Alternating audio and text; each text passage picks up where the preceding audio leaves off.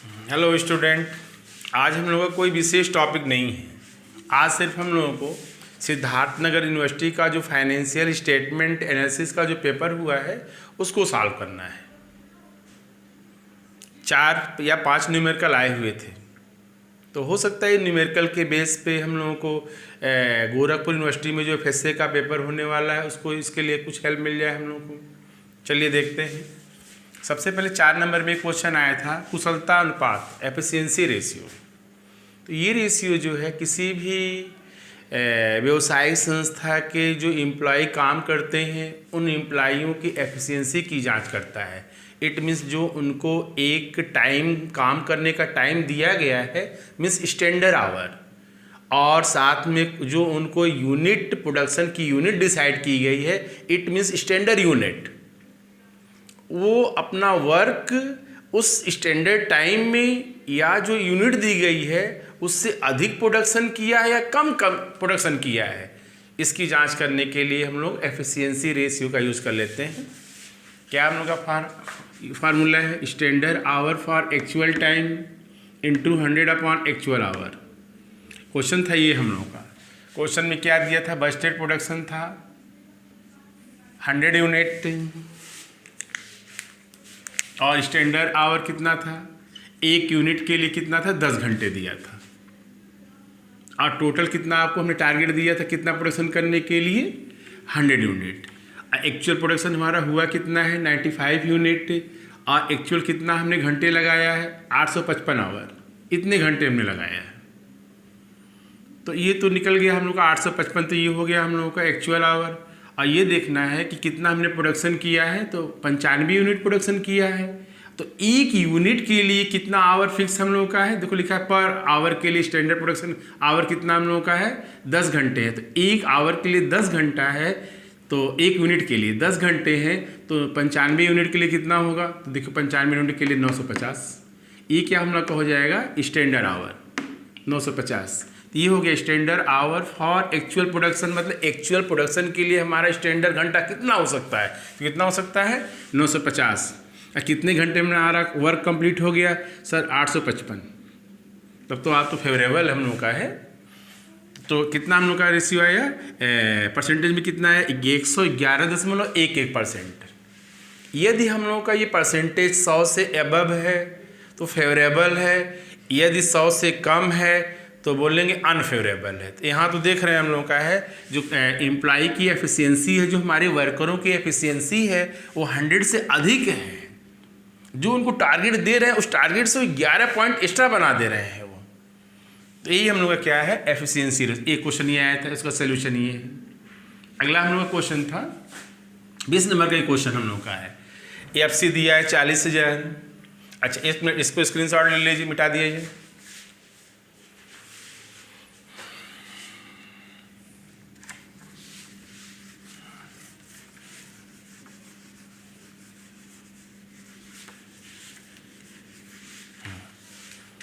अगला क्वेश्चन है, FC दिया है 40,000, VC दिया है 60% on sale, calculate the BP निकालना है। तो BP निकालने के लिए क्या फार्मूला हम लोग का है, break even point equal to FC upon PV ratio into 100। जो कि परसेंटेज में रहता है इसलिए 100 लगाया वहाँ पे।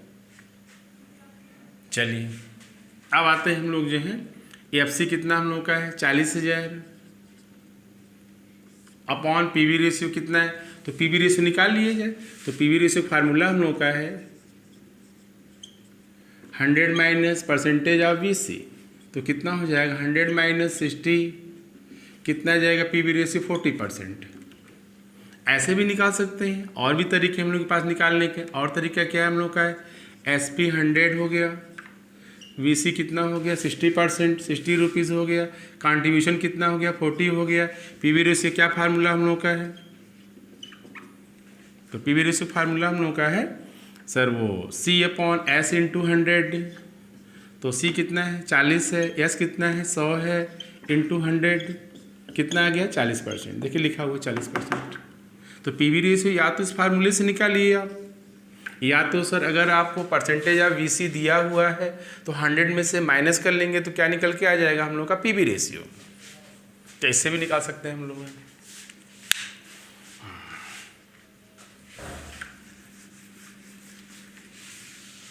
तो बीपी क्या होगा हम लोग का, तो पीवी रेशियो कितना है 40 इंटू 100, तो कितना आ जाएगा हम लोग का ये सर, ये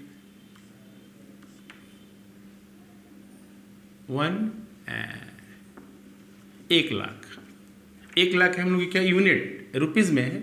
1 लाख रुपए का माल बेचेंगे तो नो प्रॉफिट नो लॉस। अब आते हैं इस कंडीशन में बीपी निकालना था आपको। तो पहला कंडीशन क्या है, स्मॉल ए में लिखा है इफ़ इंक्रीज इन एफसी 10,000, यदि एफसी हमारा 10,000 बढ़ जाता है तो सर बीपी क्या होगा। तो पहले ये हेडिंग यहाँ लिखना था, फिर ये फार्मूले यूज़ करने थे। तो क्या हम लोग का एफसी, तो एफसी कितना हम लोग का 40,000 है, 10,000 इंक्रीज कीजिए। पीवी रेशियो में कोई चेंजेस नहीं है, पीवी रेशियो कितना हम लोग का 40% है।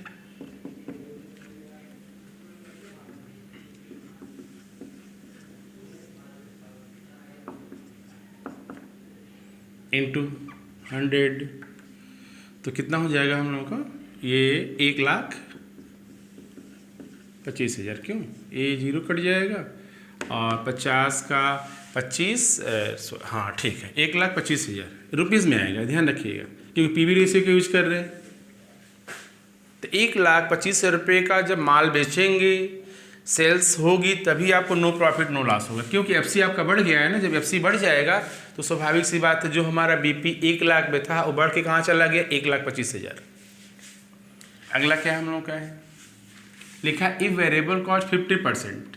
क्वेश्चन में कह रहा है सर वेरिएबल कॉस्ट 50% हो, तो परसेंटेज ऑफ वीसी अगर 50% है तो सर पीवी रेशियो कितना हो जाएगा हम लोग का 100 माइनस 50 हो जाएगा। तो बीपी क्या होगा हम लोगों का, न्यू बीपी इस कंडीशन में सी में, तो ये हो जाएगा हम लोगों का एफसी तो पहले की 40,000 ही रहेगा, उस कांस्टेंट है वो, और ये 50% 80,000। ये देखिए वेरिएबल कॉस्ट पहले कितना था 60% था, अभी आपने रिड्यूस कर कितना कर दिया 50 कर दिया। तो अगर वेरिएबल कॉस्ट कम होती है तो आपका प्रॉफिट बढ़ेगा। तो देखिए बीपी हमारा घट के कहाँ पे आ गया सर 80,000। पहले कहाँ था हम लोगों का, जो ओरिजिनल था हम लोगों का ये देखो 1 लाख रुपये था।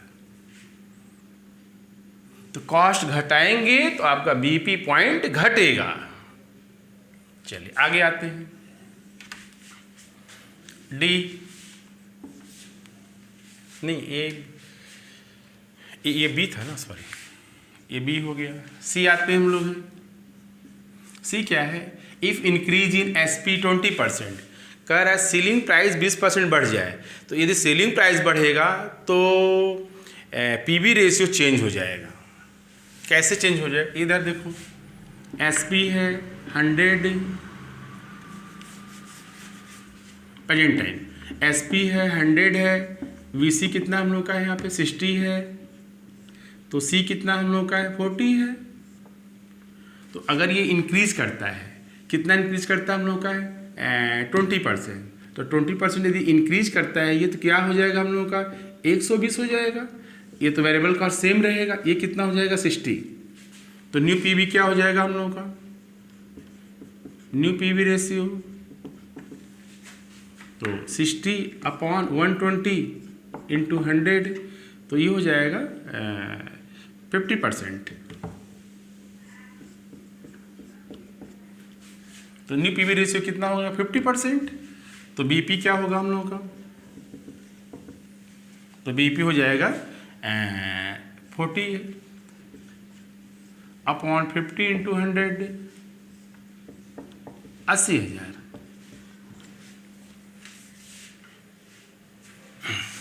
ये तो हम लोगों का हाँ ठीक है, ये 60 था, इसका ये 60 का 120 हो गया, 2 आ गया, हाँ ठीक। तो कितना हो जाएगा बीपी इस कंडीशन में हम लोगों का, अगर आपको इंक्रीज सेलिंग प्राइस इंक्रीज करती है, तो सेलिंग प्राइस इंक्रीज करने का मतलब जो सामान आप पहले 100 रुपये में बेच रहे थे अब 120 रुपये में बेचेंगे, तो ऑटोमेटिक आपका बीपी क्या हो जाएगी, पॉइंट नीचे आ जाएगी। कैसे? अगर हमारे रूम का किराया है 2000, ठीक, और फीस कितनी है 1000 हम लोग की है, तो अगर फीस 1000 हम लोग का है तो सिर्फ 2 बच्चे चाहिए बीपी के लिए। अगर हम फीस बढ़ा के 2000 कर देते हैं तब तो सर आपको एक ही बच्चा चाहिए बीपी के लिए। फीस बढ़ाते हैं तो बीपी पॉइंट क्या आ जाएगा, डाउन हो जाएगी। तो वही यहाँ पे है 20% जैसे इंक्रीज़ किया हमारा बीपी डाउन हो गया। अब आते हैं एक पॉइंट और है, डी नंबर है, लिखा है decrease in SP. 20% SP decrease करते हैं। अब ध्यान रखिएगा, एसपी डिक्रीज करेगा, वैल्यू कम करेंगे तो सर कैसे 1000 से फीस हमने 500 कर दिया है, तब तो सर 2000 रूम का किराया था तो 4 बच्चे चाहिए। अब आपका बीपी जो सेल्स वैल्यू में सेल्स की जो अमाउंट है वो बढ़ जाएगी आपकी। डी नंबर है कितना हम लोग का है, ये पहले तो एसपी कितना हम लोग का था 100, वीसी कितना था हम लोगों का 40, ये वाला 40 सॉरी 60 था, ये 60। कंट्रीब्यूशन कितना प्रेजेंट टाइम में हम लोग का 40 था। अगर ये 20% डिक्रीज करता है, ये क्या था हम लोग का इंक्रीज किया था, डिक्रीज करता है तो 80 हो जाएगा, ये 60 रहेगा, ये 20 हो जाएगा। तब तो सर हम लोग का पीवी रेशियो चेंज हो जाएगा। इसको नोट कर लीजिए।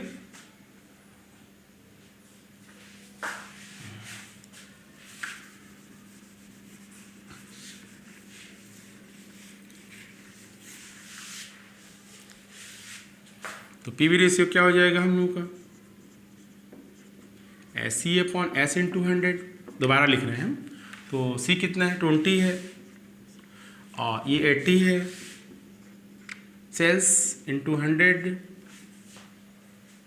तो ये कितना हो जाएगा 0 0, ये 4 और ये 25%। पीवी रेशियो 25%, तो बीपी क्या होगा हम लोग का 40,000। एफसी वही, ये फार्मूला इसी फार्मूले पे चल रहे हैं हम लोग। पीवी रेशियो कितना हो गया 25 × 100,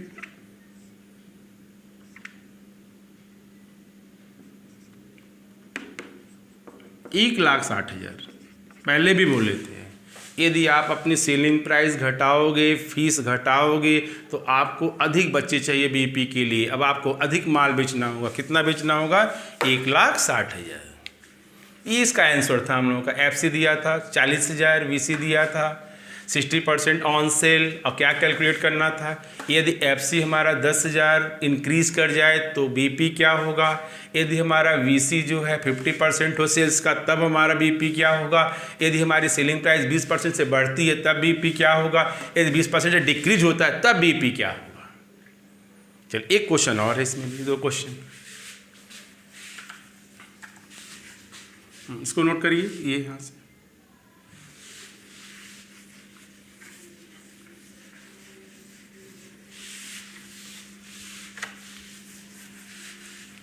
टोटल शायद 5 न्यूमेरिकल आए थे,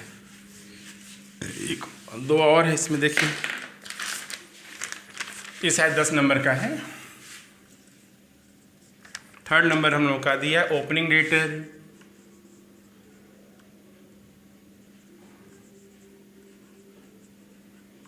कितना दिया है 37।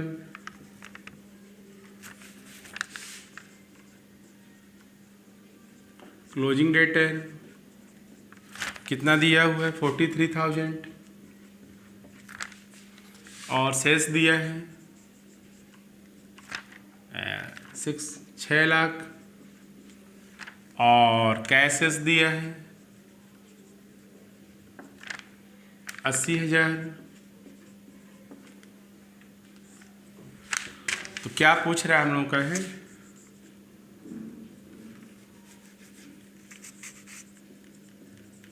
Debtor turn over ratio. क्या फार्मूला हम लोग का डेटर, और भी पूछ रहा था एवरेज कलेक्शन पीरियड भी। तो डेटर टर्न ओवर रेशियो क्या फार्मूला हम लोग का है, credit sales upon average receivables. तो रिसेबल्स में क्या दिया हम लोग का डेटर दिया, तो डेटर लिख दिया। तो क्रेडिट सेल्स कैसे निकलेगा, तो टोटल सेल्स दिया ही है यहाँ पे, टोटल सेल्स में से कैशेस घटा देंगे तो क्या निकल के आएगा हम लोग का, क्रेडिट सेल्स 5,20,000 ठीक, एवरेज डेटा निकाल लिया जाए तो 37,000 ओपनिंग प्लस क्लोजिंग अपॉन 2, तो कितना हो जाएगा हम लोगों का, ये हो जाएगा आपका 80,000 बटे 2, कितना आ गया ये 40,000। इस फार्मूले में भरते हैं, debtor turnover ratio equal to credits 5,20,000 और कितना ये 40,000,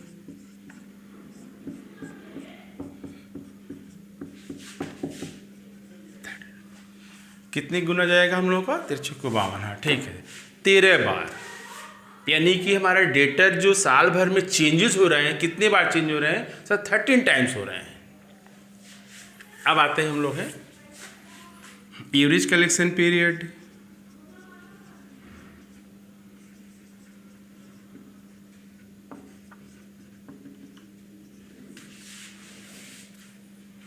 क्या फार्मूला है, तो दो फार्मूले हैं। सबसे आसान फार्मूला क्या इसका है, किस में निकालना हम लोग को, मंथ में है कि डे में है, जिसमें तो नहीं कुछ दिया है तो डे में निकाल लेते हैं। तो 365 अपॉन डेटर टर्नओवर रेशियो, तो क्या हो जाएगा 365 डेटा टर्नओवर रेशियो 13 है, डिवाइड किया जाए 365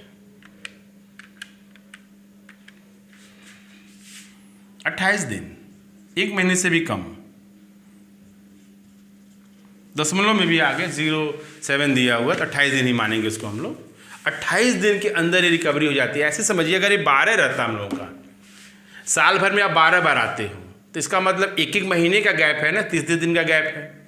साल भर में आप 13 बार आ रहे हो, तो इसका मतलब क्या हुआ कि सर एक महीने थोड़ा कम ही ना, तो 28 दिन सही है। एक क्वेश्चन और आया था हम लोगों का, ये भी नोट कर लीजिए।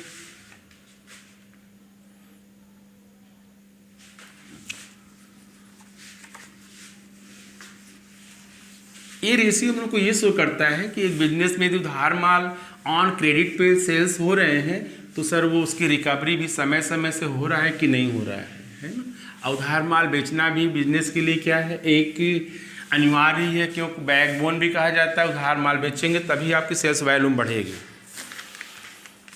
एक था हम लोगों का कैश फ्लो का क्वेश्चन था, तो कैश फ्लो का जो क्वेश्चन था हम लोगों का वो दिया था, उसमें करेंट असेट्स करेंट लायबिलिटी ऐसे करके दिया हुआ है। 31/3/2014 और 31/3/2015 दिया हुआ। और क्या लिखा है, प्रोविजन फॉर डाउटफुल डेट्स, यहाँ कितना है 1,000, यहाँ कितना हम लोग का डैश दिया है, ख़त्म हो गया ये। फिर क्या लिखा है, ट्रेड रिसेबल मतलब BR, ऐसे समझिए। कितना दिया है 10,000 दिया है, और यहाँ कितना दिया है 19,000 दिया है। हाँ ठीक। क्रेडिटर दिया है कितना है 15,000 है, और यहाँ क्रेडिटर कितना हम लोग का 10,000 है। फिर क्या दिया है, BP दिया है, बिल्स पेबल ये दिया है 20,000 है, और यहाँ पे कितना दिया है 40,000 है। एक और भी दिया है नीचे, loss during the year, loss दिया है हम लोग का कितना है 45,000 माइनस में। क्या निकालना, इसको क्या बोला है CA एंड CL, क्वेश्चन में बोल रखा है कि CA और CL को ट्रीट करें आप लोग। क्या निकालना है, cash flow from operating activities. ठीक, चलिए निकालते हैं हम लोग। सबसे पहले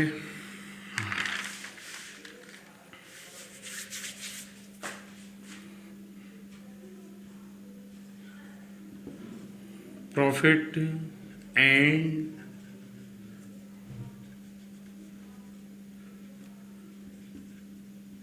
loss as per statement of PL, statement of PL। तो क्या हम लोग का लॉस में है यहाँ पे, तो कोष्टक में 45,000 ऊपर हेडिंग पड़ जाएगी हम लोग को cash flow from operating activities, amount हो जाएगा ये पार्टिकुलर हो जाएगा। ऐड और कुछ लेस करते हैं हम लोग, ये भी 10 नंबर क्वेश्चन आया हुआ था। चलिए, तो प्रोविज़न फॉर डाउटफुल डेट, तो ये तो हम लोग का एक तरह का प्रोविज़न है। यदि हमारा प्रोविज़न बढ़ता है तो इसका मतलब प्रोविज़न अगर बढ़ रहा है हम लोग का है तो हम लोग करते क्या, यानी पीएल से प्रोविज़न करते हैं हम लोग, है तुरंत इसमें ऐड कर देंगे हम लोग। और यदि हमारा प्रोविज़न घटता है तो माइनस कर देंगे हम लोग। चूँकि करेंट लायबिलिटी मानना है तो करेंट लायबिलिटी की तरह ट्रीट किया जाए। तो देखो क्या हो रहा है यहाँ पे, सर ये हाँ डिक्रीज कर रहा है ना, तो क्या करना है इसको हम लोग को है माइनस कर देना है। डिक्रीज इन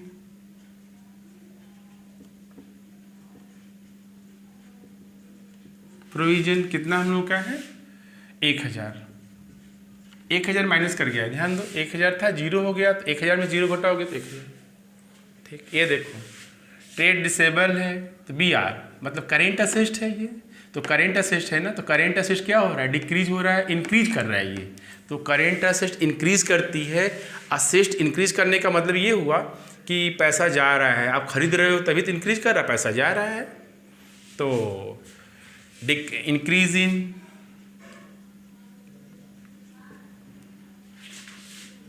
BR कितना है 9000, ये भी माइनस करना है।